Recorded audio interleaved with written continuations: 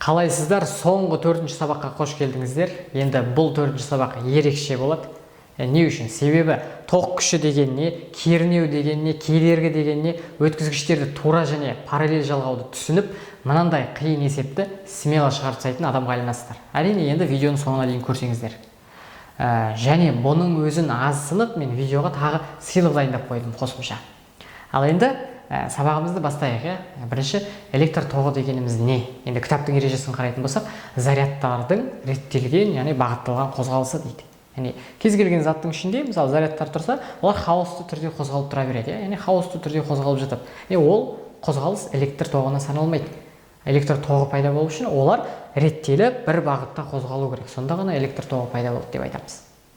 Ал енді әр затта әртүрлі. Мысалы, металдардағы зарядтың қызметін электрондар атқарады. Яғни электрондар бағытталып қозғалады да металдың ішінде тоқ пайда болды деп айтамыз. Ал сұйық заттардың ішінде, электролиттерде, оларда оң және теріс иондар, оң және теріс иондар қозғалу керек болады. Енді оң және теріс иондар дегеніміз не? Молекуланың ішінде атом электрондарынан айырылып қалған кезде, яғни электрондар шығып кеткен кезде, аналар тастап.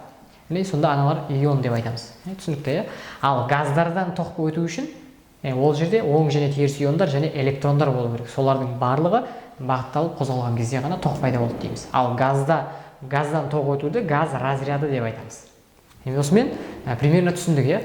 Ал енді жаңа бейберекет қозғалып жатқан зарядтар не үшін бір бағытта қозғалу керек? Яғни оны қандай күш бір бағытта қозғалтады? Енді соны дұрыстап қарайық. Мысалы, мынау бір металл шар болсын, мынау да бір металл шар болсын. Мына шар минус зарядталған, мына шар плюс зарядталған. Ал енді мына жерде металл шардар тұр, мына жақта минус зарядтар, мына жақта плюс зарядтар. Түсінікті. Ал енді мен осының ортасын өткізгішпен қосып қалатын болсам не болады? Өткізгішпен қосып қалатын болсам, мына жақтағы электрондар былай қарай қозғала бастайды. Электрон былай қарай қозғалады. Не үшін? Себебі мына жақта минус зарядтар, минус зарядтар бір-бірінен тебілетіндігін білеміз. Сонда мына жердегі шардан мына жақта электрондарды былай қарай тебеді ғой. Яғни бір бағытта реттеп тұрып теуіп шығарады ғой мына шардан. Яғни сол кезде мына ортада тоқ пайда болды деп айтамыз. Электр тоғы пайда болды дейміз. Бірақ бізде тоқтың бағыты ретінде мына электрондардың қозғалыс бағыты алынбайды. Не үшін? Себебі бұған дейін электр тоғын зерттеген кезде бұрынғы ғалымдар, зерттеушілер, олар оңнан солға қарай таралады деп ойлаған және солай қабылдаған. Сондықтан біз электр тоғының бағытын осылай оңнан солға қарай жүреді деп айтамыз. Яғни электрондардың қозғалысына қарама-қарсы бағытта жүреді. Ал енді мына жерде ортасын қосып қалған кезде жарқ етті да бір тоқ өтіп кетті. Яғни тұрақты емес. Тұрақты мына жақтан тоқ өткен жоқ, бір рет өтіп қалды. Ал мына жерден тұрақты тоқ өтіп тұру үшін не болу керек? Біз мына жаққа келіп алған электрондарды мына жерге апарып тастап тұруымыз керек қой. Яғни мына жақтан электрондар келіп алды ма, қайттан апарып тастауымыз керек. Сол кезде ол қайттан мына жақтан теуіп шығарады, мына жаққа келеді, қайттан апарады. Яғни мына жерге бір күш керек. Яғни бір F сыртқы күш деп қояйын, сыртқы күш. F сыртқы күш керек, ол мына жақтағы электронды алып, мына жаққа тастап жіберетін. Сол кезде мына жерде тұрақты тоқ пайда болып тұрады. Яғни мынау сонда осындай сыртқы күш бар болатын болса, тоқ көзіне айналады. Тоқ көзіне айналады деген сөз. Енді тоқ көздерінің қандай түрлері бар? Мысалы, химиялық тоқ көздері бар. Химиялық тоқ көздері дегеніміз ол батарейкалар, аккумуляторлар. Мысалы, мынаны химиялық тоқ көзі деп қарастыратын болсақ, мысалы, мына жерде F сыртқы күштің орнын, мысалы, химиялық реакциялар орындап жатса. Сонда мына жерде мынау плюс зарядталған жері ол батарейканың плюсы, ал минус зарядталғаны минусы болады. Мынау кәдімгі батарейка болды.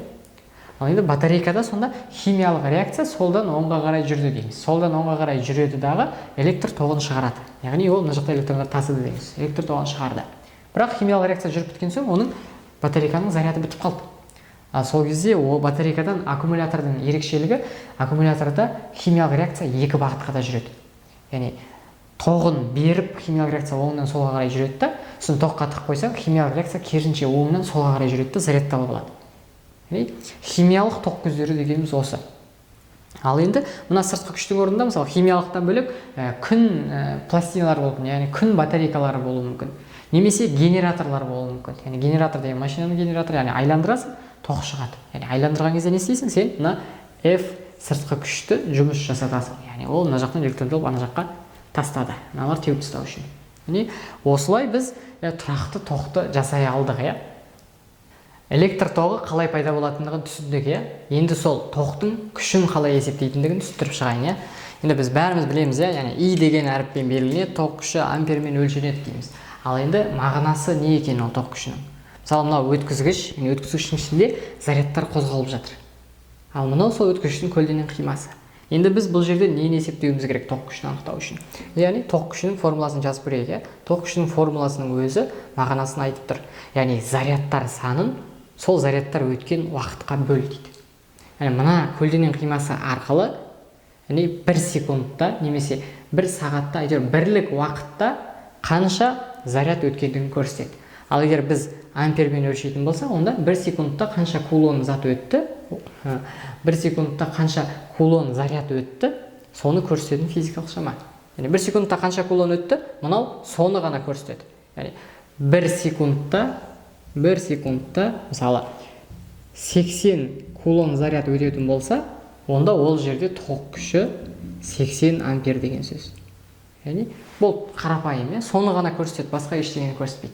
Ал енді біз кедергі деген физикалық шамамен танысайық. Яғни кез келген өткізгіштердің кедергісі болады. Не үшін? Себебі жаңа біз айтып жатырмыз, ішінде мысалы электрондар қозғалып жүреді. Кез келген заттың молекулалары бар, кез келген зат молекуладан тұрады.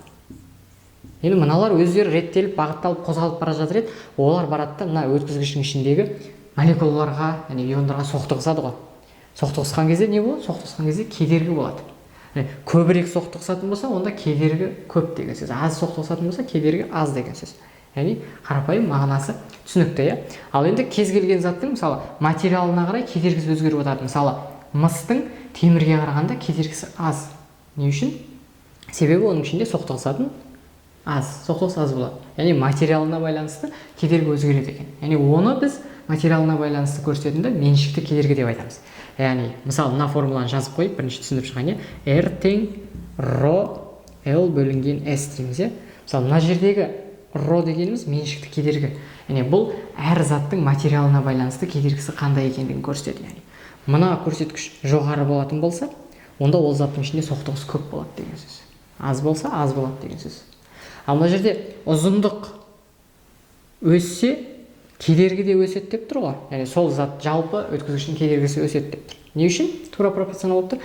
Себебі мына өткізгішті ұзартып жіберетін болсақ, мына электрондардың яғни соқтығысуы көп қой, яғни көп соқтығысады. Ал қысқа болса, азырақ соқтығысады, яғни соған байланысты кедергі өзгеріп тұр. Ал енді мына аудан дегеніміз не? Аудан, яғни мына көлденең қимасының ауданы үлкейсе, кедергі азаяды дейді. Кішірейсе, кедергі көп болады дейді. Не үшін? Енді оны былай түсіне салайық, қарапайым. Мысалы, мына жақтан электрон келді, мына жақта оның кететін варианттары, яғни көп болды дейік. Яғни ол кішкентай болса, варианты кететін аз болады да, яғни соқтығыс көп болады. Ал үлкен болса көлденең қимасының ауданы, онда оның кетіп қалатын, қашып өтіп кететін, яғни варианттары көбейді. Яғни сондықтан көлденең қимасы үлкейсе, яғни мына S үлкейетін болса, онда кедергісі азаяды. Яғни осылай кедергінің не екендігін түсініп алдық.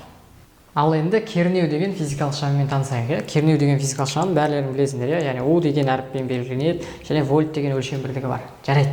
Енді оның мағынасы не? Мағынасы ол тебу деген сөз ғой, қысқасы. Тебу. Мына жерде, мысалы жаңағы мысал естеріңде металл шар, мына жақ минус зарядталған, мына жақ плюс зарядталған. Ортада электрондар қозғалып жатыр. Кернеу жоғары болды деген сөз, мыналар электронды қатты тепті деген сөз. Ал кернеу төмен болды деген сөз, мыналар жай-жай аяп тепті деген сөз. Мысалы, оны қалай түсінуге болады? Мысалы, кернеу жоғары болды дегенде, мысалы, бір үлкен жоғары кернеулі бір тоқсым жататын болса, сен ол тоқсымға жетпей жатып, саған қолыңа тоғыра салады, яғни. Ауа арқылы өтіп келе салады, яғни. Ауа арқылы өтіп келіп, яғни, саған тоқ соға салады. Не үшін? Себебі мынау қатты тепті, яғни, қатты теуіп, металдың ішіндегі электронды қатты теуіп, ауа арқылы өткізіп, сенің қолыңа тоқ соқтырып жібереді. Яғни, кернеу деген сол. Тебу деген сөз. Ал енді оны басқаша қалай түсінуге болады? Мысалы, кернеу дегенде потенциалдар айырымы дейді. Мысалы, мынау заряд болсын, мына нүктедегі потенциалдар айырымы мен мына нүктедегі потенциал айырымы екеуі әртүрлі болу керек. Яғни, мына нүкте мен мына нүктедегі потенциалдар айырымы әртүрлі болу керек. Яғни, әртүрлі болған кезде зарядтар былай қозғала бастайды. Яғни, осылай да қарастыруға болады.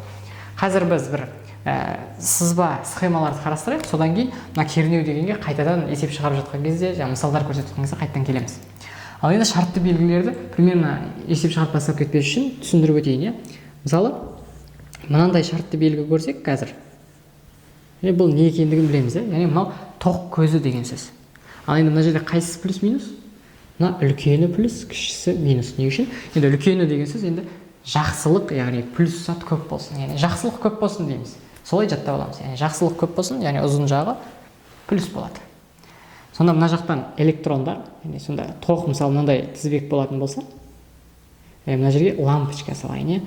Лампочканың шартты белгісі осындай болады. Яғни x, люди x жаттап алыңдар. Одан кейін кілт. Мына кілтті ондай бір артық бірдеңе айтпай-ақ, ол түсінікті шығар, мына кілт екендігі. Қосылсын, тиеді, тоқ өтеді деген сөз. Ал енді мына жақта не істейді? Мына жаңағы тоқ көзіміз. Мына жерден электрондар тебіліп былай қарай шығады. Электрондар тебіліп шығады да, бүйтіп өтіп өте алмай қалады. Мынаны қосып жіберген кезде өтіп келіп, лампаның ішінен өтеді. Лампаның ішінен өткен кезде лампа не үшін жанады? Мысалы, кәдімгі вольфрам лампалар. Себебі ана лампаның ішіндегі вольфрам сымның кедергісі өте жоғары. Яғни ішінде соқтығыс көп болады деген сөз. Соқтығыс көп болса не болады? Ол қызады. Қызыған зат жарық шығара бастайды. Сөйтіп лампа жанады. Сосын өтіп келеді да, мына жерге келіп ала салады. Сосын анау алады да, яғни жаңағы сыртқы күш оны қайттан мына лақтырып жүреді, сосын қайттан жүреді. Бірақ біз тоқтың бағытын былай қарай деп санаймыз дедік, яғни тоқ былай жүреді деп қарастырамыз. Яғни біз шартты белгісі тоқ күшімен кілт лампаның шартты белгілерін қарастырып алдық. Енді мысалы мынандай да қарастыра салайық. Мынау енді қоңыраудың шартты белгісі, яғни қоңырау, звонок. Соның шартты белгісі. Енді осыларды біз алдағы уақытта есепте қолданып көретін боламыз. Мынандай бір қарапайым мысалдан бастайық. Мысалы, мынандай бір схема берілген, енді тоқтың бағытын көрсету керек. Енді мына жерде ұзыны жақсылық көп болсын, плюс, жамандық аз болсын, минус. Бірақ семіздеу болады кішкене. Ал енді тоқтың бағыты, яғни оңнан солға қарай жүреді. Білеміз. Яғни тоқ былай келді, тоқтың бағыты осылай жүріп келді. Мына жерге дейін келді.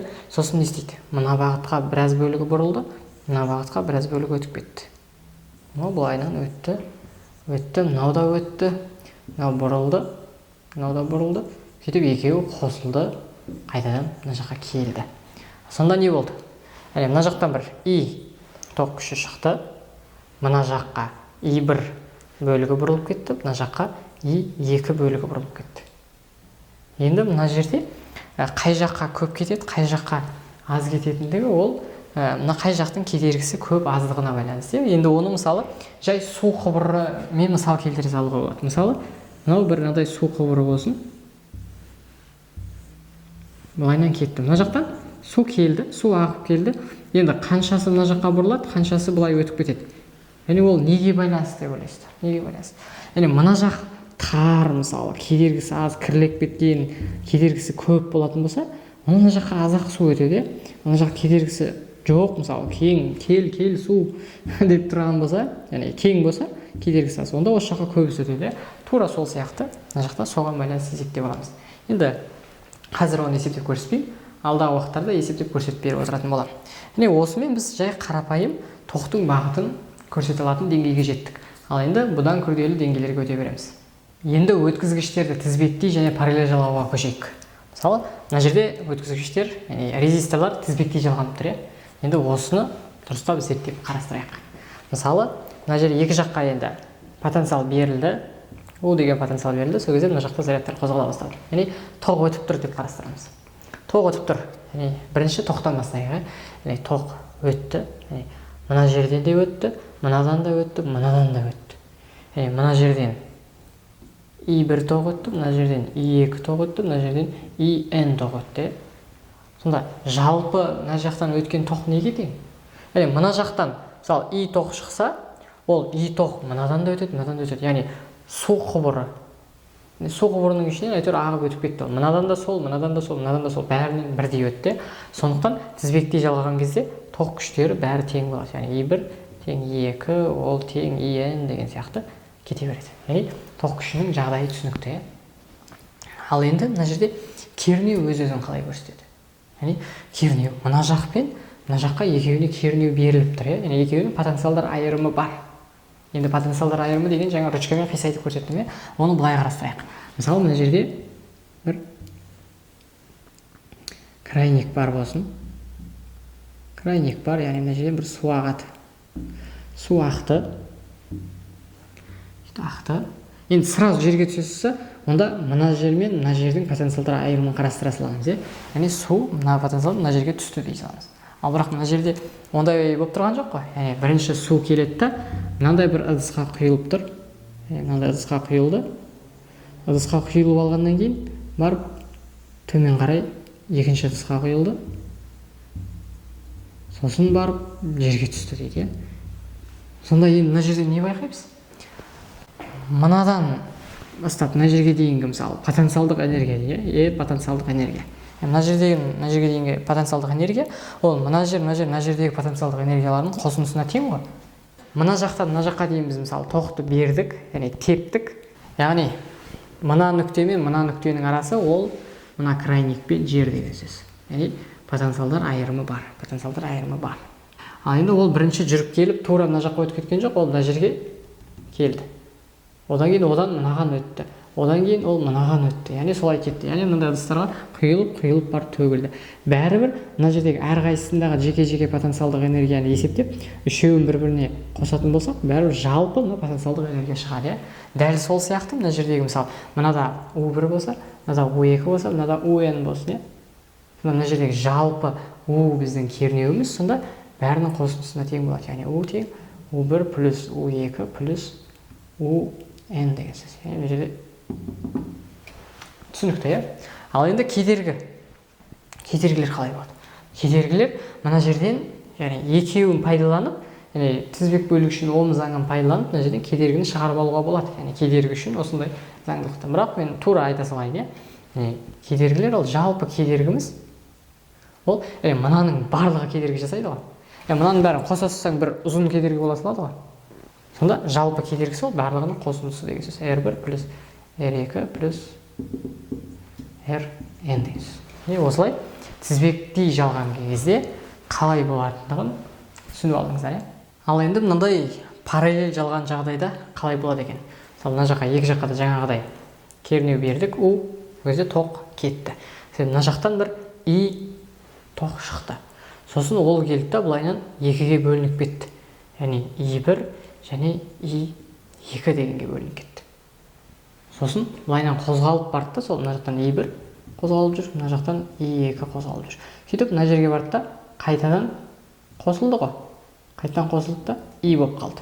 Сонда жалпы мына жердегі сонда И тоқ күші ол мына жерде қанша бөлікке бөлінді сонша. Яғни И1 қосу, И2 қосу, енді қанша параллель жалған соған байланысты IN.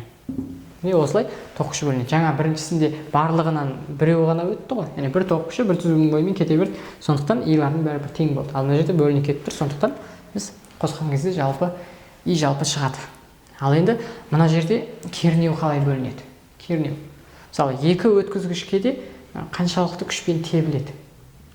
Яғни ол бізде мына жерде маңызды емес. Мына жерден қанша күшпен тепті? Мына жерден мына жерге дейін қанша күшпен тепті? Ол мына екеуіне де бірдей әсер етеді. Мына жердегі U1, U2 ол екеуі барлығы тең болады. Яғни жалпы U тең, U1 тең, U2 деген. Яғни кернеулердің барлығы тең болады. Оны қалай түсіндіруге болады? Мысалы, екі өткізгіш болсын, мынау екі өткізгіш болсын. Яғни маркер басайын. Мынау екі өткізгіш, мынау екі заряд болсын. Енді екеуі параллель деген сөз, екеуі бірдей деген сөз. Екеуіне кернеу бірдей беріледі, қайтадан бірдей қайтады. Өйткені екеуі параллель. Сондықтан екеуіне де бірдей потенциалдар айырымы беріліп отырады. Екеуі тең деген сөз. Түсіндік, Ал енді мына жерден тура жаңағыдай кедергіні есептеп алуға болады. Бірақ мен жалпы кедергі қалай болатындық просто жазып көрсете салайын. 1 бөлінген R жалпы тең 1 бөлінген R1 плюс 1 бөлінген R2 плюс 1 бөлінген RN деген сияқты ары қарай жалғастырып кете береміз. Осылай параллель жалғаған кезде қалай орындалатындығын түсініп алдық. Ал енді есептерге көшейік. Мынандай есеп берілген. Кернеу 120 вольт, И тізбектей жалғағанда тоқ күші 3 амперді көрсеткен. параллель жалғаса 16 амперді көрсеткен. Бірінші кедергі мен екінші кедергінің сан мәнін табу керек. Қанша екенін табу керек. Яғни екі кедергі берілген. Осы екеуіне кернеу береді. Сөйткен кезде мына жердегі тоқ күші тізбектей жалғақ қойса 3 ампер болады екен. Ал параллель жалғақ қойса 16 ампер болады екен. Яғни 120 вольт кернеуден берген кезде. Ал енді бізге осы өзі кедергілердің өзі неге тең екенін табу керек. Ал енді бірінші біз ом заңын жазайық. Тізбек бөлік үшін ом заңы. I тең U бөлінген R дегенді білеміз. Яғни тоқ күші кернеуге тура пропорционал, кедергіге кері пропорционал. Қаттырақ тебеті болса, тоқ күші көбейеді. Ақырын тепсе, тоқ күші азаяды. Ал кедергісі көбірек соқтықса беретін болса, ол мына көлден қимадан өтетін саны азайып, кедергісі, тоқ күші азайып қалады. Ал енді біз мына жердегі тоқ күшін есептемес бұрын, бірінші біз мына кедергілерді жалпы бір кедергі ретінде қарастыруымыз керек. Яғни бір R жалпы дегенге келтіріп алуымыз керек. Жаңағы тізбектей жалған кезде қалай еді? Яғни R1-ді просто R2-ге қоса салатын едік. R1-ді R2-ге қосқан кезде ол R жалпыға тең болады. Сонда мына формуланы біз мына бірінші тізбек үшін қалай жазамыз сонда? I тең U бөлінген R1 плюс R2 деп жазамыз. Өйткені мына жердегі жалпы кедергі ол екеуінің қосындысына тең. Яғни I тізбектей болады сонда.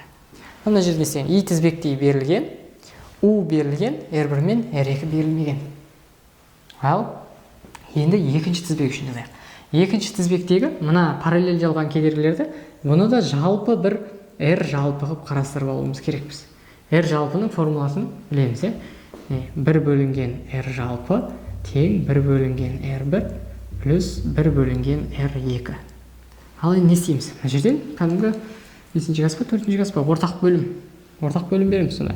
1 бөлінген R жалпы тең ортақ бөлім. Енді екеуінің көбейтіндісі болады. R1 көбейтілген R2. Мынаған бөлсең, R1 көбейтілген R2-ні R1-ге бөлсең, R2 шығады. R2-ге бөлсең, R1 шығады. Осылай. Енді R1 мен екеуін қосылады, сол кезде R1 қосылған R2 шығады. Ал енді екеуінде екі жағында -1 дәрежелей саласың, -1 дәрежелей саласың. Сол кезде айлана салады да R жалпы тең болады. R1 көбейтілген R2 бөлінген R1 плюс R2-ге. Яғни осындай шықты жалпы. Ал енді біз тізбек бөлік үшін ом заңының формуласын осы кедергі арқылы жазуымыз керек. Сонда I параллель жалғанған тең болады. U бөлінген мынау жаңағы R1 көбейтілген R2 бөлінген R1 плюс R2. Ананы енді жанына кеп жазып қойайын мына жерге. Үстіне жазайын. I тізбектей U бөлінген R1 плюс R2. Мына жерден жүйе теңдеу шықты. Енді мына жүйе теңдеуді дискриминант білетін адам болса болды, шығарып тастай салады. Яғни 8-ші кластың математикасын білетін адам шығарып тастайды. Енді мына жерге сан мәндерін қойып көрейік. Яғни U дегеніміз мына жерде 120, 120. Мына жерде I тізбектей деген ол 3. Сонда біз 120-ны 3-ке бөлсек 40. Сонда R1 мен R2-нің қосындысы ол 40-қа тең екен. Яғни R1 қосылған R2 ол тең 40 дейді. Ал енді осы 40-ты әкелейік та мынаның орнына қоя салайық. 40-ты мынаның орнына қоя саламыз. Сонда мындай болады. I параллель тең болады. U деген ол 120 бөлінген R1 көбейтілген R2 бөлінген жаңағы 40. Ал енді біз не істейміз? Мынаны аламыз да айландырып көбейте саламыз. Сонда қанша шығады? Ал жоқ, біз оны көбейтпейік. Біз бірінші I-ді қоя салайық. IP деген 16-ға тең ғой. Ол тең 16-ға. Сонда не болды? Біз мынаны табу үшін, яғни R1 көбейтілген R2 бөлінген 40-ты табу үшін 120-ны 16-ға бөлуіміз керек. 120 бөлінген 16. Енді оны алып тағы біз 40-қа көбейтіп тастаймыз. Сол кезде мына жерде 40 кетеді. Сонда R1 көбейтілген R2 ол мына екеуіне тең. Енді ары қарай мына математикасын орындап, оны көрсетпей-ақ қояйын. 8-ші кластың математикасын білсең, дискриминант шығарсаң, мына есеп шығады. Главный мына жерде осы идея бізде тізбекпен параллель түсініп алу болды. Ал енді соңғы ең қиын есебімізді қарастырайық. Енді қиын екен деп доқпен сынып қалмаңыздар. Мынау түрі қиын болып көрінгенмен, негізі бөлшекке бөліп салған кезде түк қиын емес болып қалады. Ал енді берілгенін түсіндіріп берейін. Мынау өткізгіш сымдар. Мына жақтан тоқ келді да, бет өтеді да шығып кетеді. Бізге мынаның жалпы кедергісін табу керек. Мына бір бөлігінің кедергісі R. яғни r болып әртүрлі орындарда жатыр, иә. Бірақ барлығының ұзындықтарының бірдей, кедергілері бірдей. Енді бізге жалпы кедергісін табу керек. Параллель жалған кезде қалай табатынын білеміз, тізбектей жалған кезде қалай табатынын білеміз. Яғни екеуін білсек жеткілікті. Яғни мына ұқсап қосылып тұрғанда да сол арқылы пайдаланып шығара береміз. Ол үшін енді не істейміз? Мына жерде қызылмен бөліп қойдым, иә. Бұл нені білдіреді? Яғни мына өткізгіштің ортасынан кесіп тастаймын деген сөз. Мына жерден кесіп тастаймын. Сол кезде не болады? Мына ортасы кесіліп қалады да, мына жерде жалғанбай қалады ортасы, иә. Жалғанбай қалды. Сол кезде мына екеуінің арасында өзгеріс пайда бола ма? Жалғанбай қалса. Көрейік, иә. Түрінен де өзгеріс болып тұр.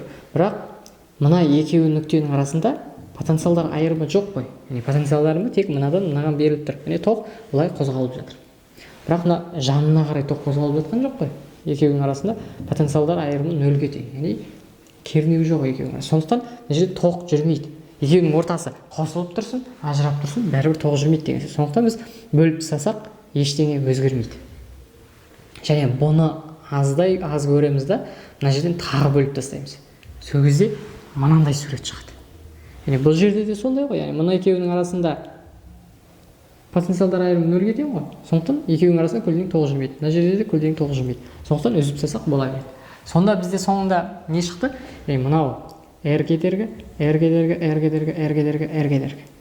r r r r r r r r r r r r r яғни мына жерде арасы кішкене әртүрлі болып қалған, бірақ сурет бойынша сала алмаймын. Негізі дұрыстап дәптерге сызғышпен салсаңдар бәрі бірдей болып шығу керек. Ал енді есептейік. Мына бір ұзындығы r кедергісі. Енді біз мына бір бұрыштан бастайық, иә. Мына жердің кедергісі r, мына жердікі r. Екеуі бір-біріне тізбектей жалғанып тұр. Мынаның кедергісі r, мынаның кедергісі r, ол екеуі бір-біріне тізбектей жалғанып тұр. Сонда мына жақ бұрыш кедергісі тізбектей жалғаған кезде қосылады да 2r болады. Ал мына жақ бұрыштікі қосылады 2r болады. 2r мен 2r бір-біріне параллель жалғанып тұр, иә. Мына екеуі параллель жалғанып тұр. Параллель жалғаған кезде қалай болады сонда? 1r жалпы тең 1 2r плюс 1 2r. Қарапайым осындай болады. Енді мынаны былай емес, енді бүйтіп жазсақ болады. r жалпы тең r квадрат 2r дейсақ болады, r квадрат 2r. Яғни мына жердің кедергісін тауып алдық. Ал енді оған мына жақтан тізбектей мынау қосылып тұр ғой. Тізбектей мына жақта тағы бір r қосылып тұр, мына жерде тағы бір r қосылып тұр. Сонда қосамыз тағы 2r-ді. Мына r мен мына r-ді қостық. Ал енді бұған 1 2 3 4r параллель жалғанып тұр. Яғни мынамызға параллель 4r жалғанып тұр деген сөз. Сонда жалпы мына жердің кедергісі r жалпы штрих бола салсын. Енді басқаша әріппен белгілей салайық. Или үлкен r дей салайын, үлкен r шықты мына жақтікі. Үлкен r. Оны қалай тапқанымыз түсінікті, мына жерде 1 2 3 4. Яғни мынаны кішкентай r жалпыны просто қоса салдық. Сонда r тең r жалпы көбейту r плюс r жалпы, осылай біз мына жақтың кедергісін тауып алдық. Ал енді ол кедергіге мына жақтан кішкентай r мен кішкентай r қосылып тұр ғой. Яғни мына r-ға қосылып тұр, 2 кішкентай r қосылып алды тағы. Болды. Яғни біз тең мына жақ жартысының кедергісі мынаған тең екенін таптық. Яғни мынау r жарты немесе жалпы кедергі. Ал енді осыған мына тура сол симметрия жартысы параллель жалғанып тұр деген сөз. Сонда жалпы r ж алп дей салайын, тең болады. Сонда мына r жалпыдан екеуі бір-біріне параллель жалғанып тұр. Сонда r жалпы квадрат бөлінген r жалпы 2. 2r жалпы деген. Яғни осылай жалпы кедергіні таба саламыз. Ал енді мына жерде кішкентай r-ларды просто мына жерге қойып орындарына қойып шығу керек.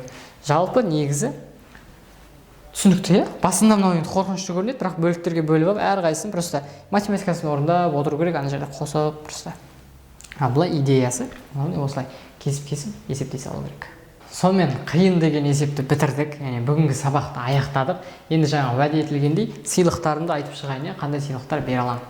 Енді бірінші сыйлық ол телеграм канал. Яғни телеграм канал деген ол жаңа бірінші, екінші сабақтарда сілтемесі тұрды, иә. Сол сілтемесі арқылы өтсеңіздер, сол жерде біздің бүткіл пайдалы заттарымыз тұрады.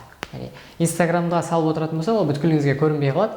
Сондықтан телеграмда біз не салдық, сол жерде бәрі анық көрініп отыратын болады. Енді ол жерде формулалар, яғни бұрынғы вариант болатын, қазір жаңа вариантын жасап шықтық. Сол жаңа варианттағы барлық физикаға керек формулаларды алып аласыздар. Және сіздерге орын алып қою мүмкіндігі бар. Яғни осы видеоның астында орын алып қою деген кнопка бар. Енді ол кнопканы айтпас бұрын, бірінші мен марафон сабағы, яғни ақылы курстың ұбт марафоны қалай өтетіндігін түсіндіріп берейін. Мысалы, марафон сабақтар кез келген тақырып, яғни теория, сосын плюс практикадан тұрады. Практикадан тұрады. Яғни мынау бір видео теориясы, мынау практикасы екінші видеосы. Яғни кез келген тақырыпты алады да, бір видео теория, екінші видео практика кетеді, есеп шығаруды көрсетеді. Одан кейін алады да порталда бақылау немесе тест тұрады. Яғни бақылауды тапсырып, осы тақырыпқа қатысты тесттен өткен кезде ғана екінші тақырып ашылады. Яғни порталда солай орналасқан. Яғни портал деген сайт.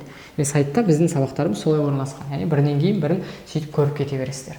Және бұдан бөлек біздің телеграмда өзіміздің жабық группамыз бар. Яғни мынау емес, мынау жай канал телеграмда.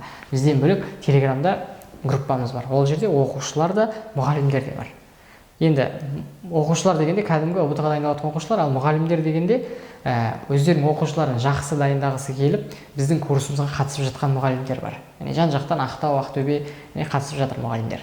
Ол мұғалімдер де сол группада отырады. Және мен өзім көмектесіп отыратын боламын. Яғни түсінбей қалған заттар болса, сол группаға жазады, мен сол жерде көмектесіп отырамын.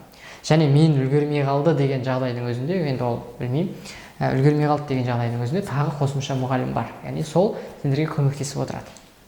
Сондай жағдай жасалған бізде. Енді бізде қазір отзывтар өте күшті. Біз қазір өзімізге жаман көп алып кеттік. Себебі оқушылар мысалы курсты толық бітіреді, біздің бүткіл тапсырмаларды орындап, курстан толық өтеді, 35 плюс алады да. Енді оны дәлелдеу керек емес деп ойлаймын. Яғни бүткіл сабақ тура осылай өтеді. Яғни түсінбей қалу деген ондай әңгіме жоқ. Түсінбей қалса, онда группаға әрқайсысына жеке-жеке видеороликтар жіберіп тастаймыз. Яғни кім не қай бөлігін түсінбей қалды, сол бөлігіне арнап видеороликті өзім түсіріп жіберіп жекесіне. Солай түсінбей қалған жерін түсіндіріп жетіп алып отырады. Енді видеороликтарды қашан көрсе де өзі біледі. Яғни бір рет бір айға жазылды ма или 3 айға жазылды ма, бірден соған байланысты. Яғни бір айға жазылса, ол бір айдың материалы мысалы 10 күнде көріп тастай алады, немесе ұбт-ға бір апта қалғанда көруге болады. Қалаған уақытында көреді ғой, бір ай көріп алып, одан 2 айдан кейін ұмытып қалса, қайталап көруіне болады. Яғни сондай жағдайларды жасап қойдық. Ал енді оның пакет бағалары қанша еді негізі? Бағалары негізінен мысалы айына 18.000 теңге еді. Яғни айына 18.000 теңге. Бірақ бізде мысалы жаңағы мен айтып отырмын ғой, орын алып қою мүмкіндігі. Яғни осы видеоны көре салғаннан кейін астындағы орын алу батырмасын немесе кнопкасын бассаңыздар, бірден сіздерге яғни -33 кетеді. -33 кетеді. Яғни ана кнопкаларыңыз -33 деген кнопка ғой. Яғни басқан кезде 12.000 теңгеге қатыса бересіздер. Яғни орын алып қою деген сөз. Яғни уақыт кетіп қалады. Яғни марафон өткеннен кейін бұл ұсыныс яғни жоқ деген сөз. Яғни мынау жоқ болады. Яғни қазір бассаңыздар 12.000 теңгеге орын алып қоясыздар. Оны енді кейін орын алып қойғаннан кейін төлем жасап қатысуға болады. Немесе оқушылардың ең көп алып жатқан пакеті, тарифі, ол 3 айға бірден төлем жасау. Яғни 3 айға бірден төлем жасайтын болса, мысалы біздің курсымыз жалпы өзі 3 ай тұрады ғой. Яғни 7-ден бастап 11-ші сыныпқа дейінгі 5 жылдың материалын алдық та біз 3-ке бөлдік. Енді одан тездетуге болады екен, бірақ практика азаяды, нәтиже кішкене нашарлап кетеді. Сол үшін ең тез дегенде 3 айға сыйды. 3 ай, яғни 1-ші ай, 2-ші ай, 3-ші ай. Енді мына жерде мысалы айына орын алып қойғанның өзінде 12.000 болып тұр ғой. Ал егер бірден 3 айға төлем жасаса, онда 9.000-9.000-9.000-нан болады. Яғни 50%-ді былай бірден жазылып, дайындықты бастап кетемін деген адамға солайынан жазып қойдық. Енді болды. Яғни ұмытып кетпей, ана батырманы басып, өзіңнің орныңды алып қой. Яғни қазір жіберіп алсаң, енді қазір жіберіп алсаң да ештеңе етпейді, бірақ 18 төлеп, кейін дайындала берсең болады. Енді ол босымен бітіп қалды деген әңгіме жоқ. Кейін де 18 теңгемен мысалы оқи берсе болады. Ондайлар да болған. Осымен сабағымыз аяқталды. Жақсы пікірлерді жазып отырыңыздар. Түсінбей қалған жер вообще жоқ. Марафонда кездескенше.